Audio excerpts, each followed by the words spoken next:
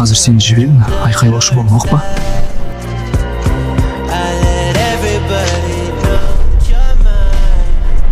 Маған қол тигізуіңе кім рұқсат берді?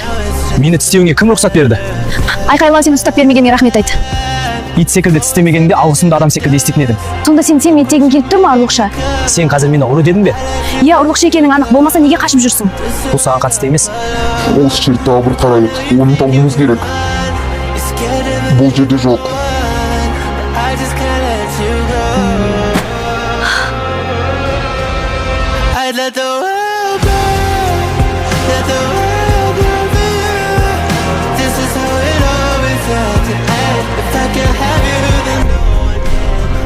Өз қағидамды өзім бұздым.